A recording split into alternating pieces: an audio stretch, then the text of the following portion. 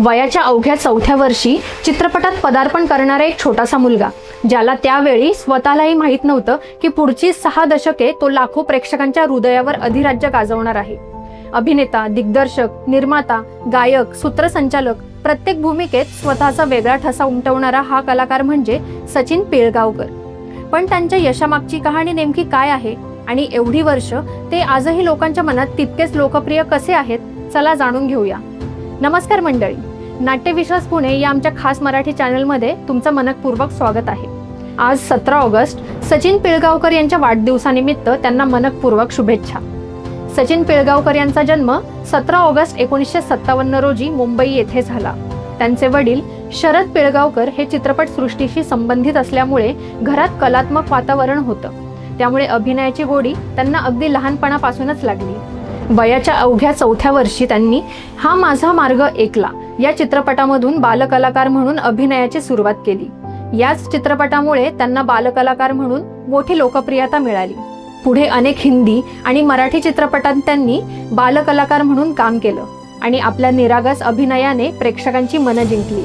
विशेष म्हणजे बालकलाकारापासून नायकापर्यंतचा त्यांचा प्रवास अत्यंत सहज आणि यशस्वी ठरला। अनेक कलाकार बालकलाकार म्हणून यशस्वी होतात, पण मोठे झाल्यानंतर तेच यश टिकवणं कठीण जातं। मात्र सचिन पिळगावकर हे त्याला मोठा अपवाद ठरले। मराठी चित्रपटसृष्टीत तर त्यांनी लोकप्रियतेचे अनेक विक्रम केले। अशी ही बनवा बनवी, नवरी मिळे नवऱ्याला, गंमत जम्मत अशा चित्रपटांमधील त्यांच्या भूमिका आजही तितक्याच आवडीने पाहिल्या जातात। साधेपणा, सहजता आणि नैसर्गिक अभिनय हीच त्यांची खरी ताकद होती, त्यामुळे त्यांचं प्रत्येक पात्र प्रेक्षकांना आपलंसं वाटतं।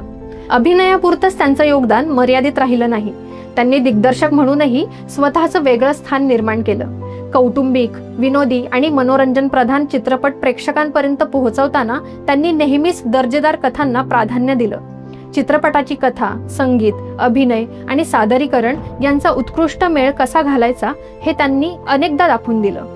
चित्रपटांसोबतच त्यांनी दूरचित्रवाणीवरही मोठे यश मिळवलं।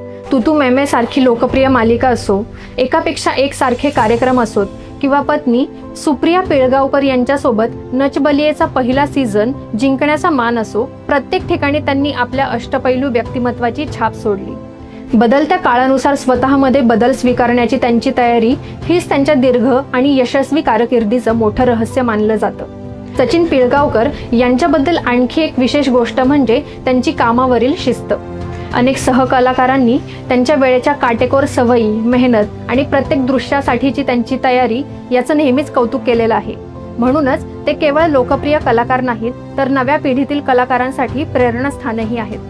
6 दशकांच्या कारकिर्दीत त्यांनी शेकडो चित्रपट, मालिका आणि विविध कार्यक्रमांमधून मनोरंजनाचा अखंड प्रवास सुरू ठेवला। बदलती पिढी, बदलतं माध्यम आणि बदलती प्रेक्षकांची आवड या सगळ्यांमध्ये स्वतःचं स्थान टिकवून ठेवणं हीच त्यांच्या यशाची खरी ओळख आहे। तर मंडळी, आजच्या पुरतं एवढंच। आम्हाला आशा आहे की तुम्हाला आमचा हा पॉडकास्ट अवश्य आवडला असेल। आवडला असल्यास लाईक व शेअर करायला विसरू नका। तुमचा सचिन पिळगावकर यांचा सर्वात आवडता चित्रपट किंवा भूमिका कोणती आम्हाला कॉमेंटमध्ये नक्की सांगा। पुढील अपडेट्स जाणून घेण्यासाठी आमच्या चॅनलला सबस्क्राईब करा व बेल आयकॉन प्रेस करायला विसरू नका। धन्यवाद।